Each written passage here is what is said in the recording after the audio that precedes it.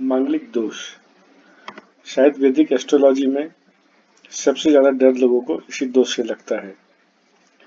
आज इस वीडियो में हम मांगलिक दोष के बारे में 4 चीज जानेंगे। एक तो कि मांगलिक दोष कैसे बनता है, दूसरा क्यों बनता है, और तीसरा और सबसे महत्वपूर्ण चीज कि ये मांगलिक दोष कैंसिल कैसे होते हैं।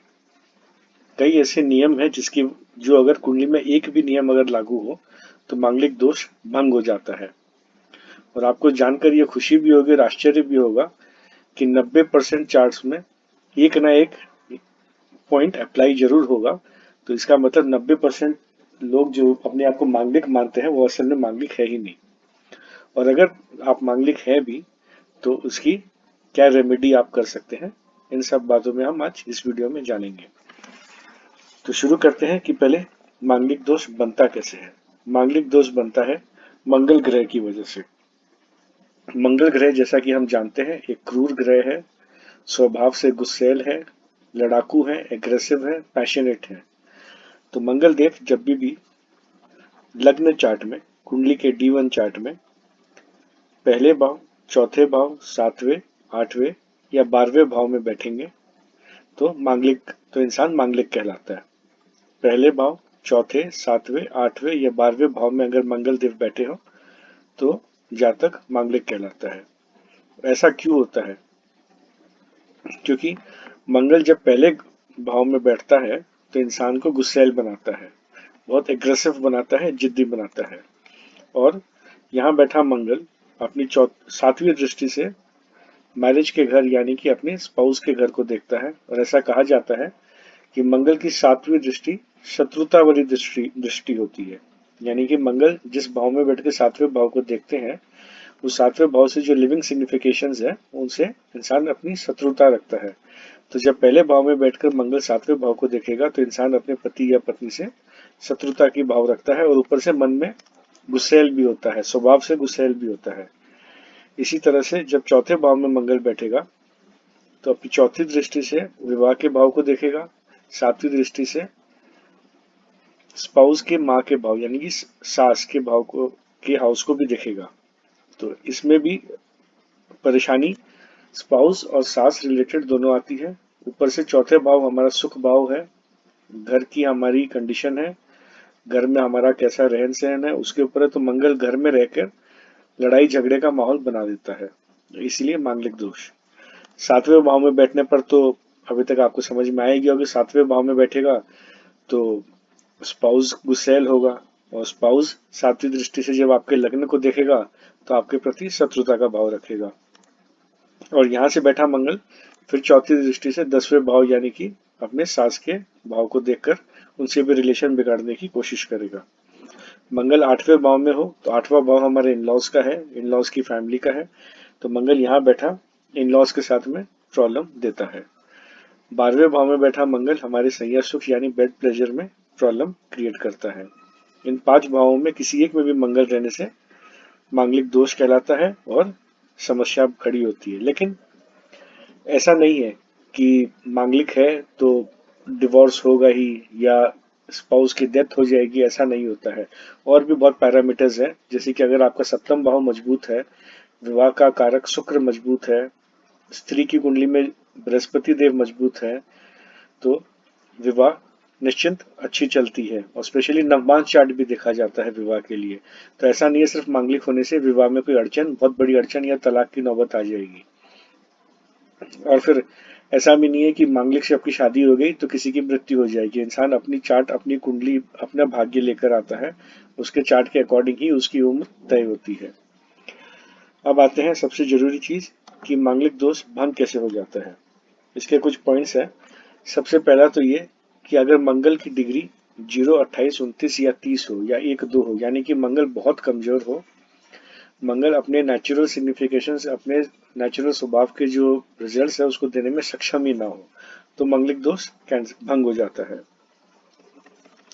यदि मंगल के साथ या मंगल के आगे पीछे सूर्य देव बैठे हो और सूर्य से मंगल अस्त हो जाए तो अस्त ग्रह भी अपना पूर्ण प्रभाव नहीं दे पाते, तो इसमें भी मंगलिक दोष भंग हो जाता है। अगर मंगल अश्विनी, मघा या मूल यानी कि केतु के किसी भी नक्षत्र में हो तो भी मांगलिक दोष नहीं लगता। जब मंगल अति योग कारक ग्रह हो, यानी कि सिंह या कर्क लग्न की कुंडली में मंगल जहां अति योग कारक हो जाते हैं केंद्र और त्रिकोण दोनों के स्वामी होने के कारण, तो ऐसी कुंडलियों में मंगल जब प्रथम भाव में बैठता है तो मांगलिक दोष नहीं बनता। बृहस्पति के साथ युति हो, बृहस्पति के साथ अगर बैठे हो और बृहस्पति में इतनी ताकत हो कि वो मंगल दोष को खत्म कर सके, तो मंगल दोष भंग होता है, क्योंकि बृहस्पति ज्ञान है, संस्कार है। तो बृहस्पति की संगति में आकर मंगल भी काफी शांत हो जाता है। बट हाँ, बृहस्पति मजबूत होने चाहिए, डिग्री वाइज उनमें बल होना चाहिए, षट बल में उनमें स्ट्रेंथ होनी चाहिए।